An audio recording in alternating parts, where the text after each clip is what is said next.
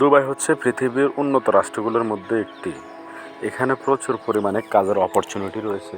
যদি আপনার কোনো কাজ জানা থাকে তখন এখানে এসে আপনি অনেক ভালো একটা লাইফ লিড করতে পারবেন দুবাই। তো আজকে আমি আপনাদের সাথে সেটা শেয়ার করব যে দুবাইতে কোন কোন কাজের চাহিদা বেশি রয়েছে। তো হাই বন্ধুরা, আমি মোহাম্মদ শাহিন আলম, গরিবুল্লাহ শাহিন চ্যানেল পক্ষ থেকে আপনাদের সবাইকে স্বাগতম। সবার কাছে অনুরোধ থাকবে প্লিজ আমার চ্যানেলটা সাবস্ক্রাইব করে দেবেন এবং পাশে থাকা বেল আইকনটা অন করে দিবেন, যেন পরবর্তী এরকম ইন্টারেস্টিং এবং সুন্দর নলেজফুল ভিডিও পাওয়ার জন্য যেন সবার আগে আপনি পেয়ে যান। তো চলুন আমরা আজকে আলোচনা করি আপনি দুবাই শহরে এসে কি কি কাজ করলে আপনি কত টাকা বেতন পেতে পারেন। আপনার যদি ড্রাইভিং জানা থাকে তো আপনি দুবাই এসে ভালো একটা লাইফ লিড করতে পারবেন ড্রাইভিং করে। আপনি একটা গাড়ি কিনে, রেন্টে কারে গাড়ি কিনে আর একটা লাইসেন্স করে আপনি ভালো একটা স্যালারি অ্যামাউন্ট, আপনি ভালো একটা রেভিনিউ আর্ন করতে পারবেন দুবাইতে। তারপরে আপনি যদি ওয়েল্ডিংয়ের কাজ জানা থাকে, এখানে প্রচুর পরিমাণে ডিমান্ড আছে ওয়েল্ডিংয়ের কাজের। আপনি এখানেও ভালো একটা অ্যামাউন্ট গেইন করতে পারবেন, 1 লাখ 1.5 লাখ টাকা পর্যন্ত। আপনি যদি ওয়েল্ডিংয়ের কাজ জানা থাকে আপনি ভালো একটা রেভিনিউ আর্ন করতে পারবেন। তারপরে এখানে আরও অপরচুনিটি আছে, যেমন ধরুন আপনি পেন্টের কাজ জানেন, রঙের কাজ জানেন, রঙের কাজ আপনার জানা থাকলে আপনি এখান থেকে ভালো একটা রেভিনিউ আর্ন করতে পারেন।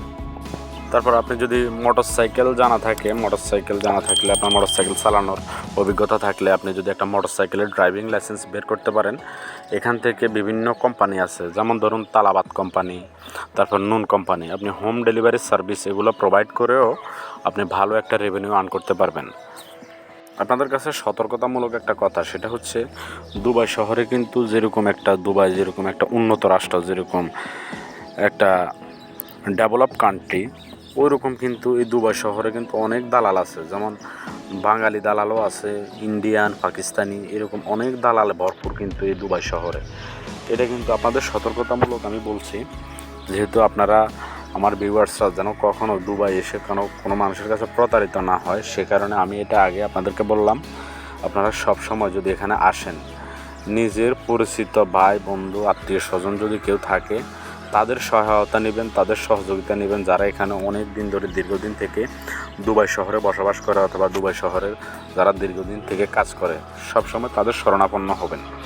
এখানে দেখা গেছে আপনার কাছে কোনো দালাল এসে আপনাকে অনেক সুন্দরভাবে বুঝিয়ে বাজিয়ে আপনার কাছে টাকা চাইবে, এটা চাইবে, তারপরে অর্থাৎ আপনি একদম বিপদে পড়ে যাবেন এই দুবাই শহরে। তখন কিন্তু দেখা গেছে আপনারা আর হেল্প করার ওরকম কোনো মানুষ থাকবে না।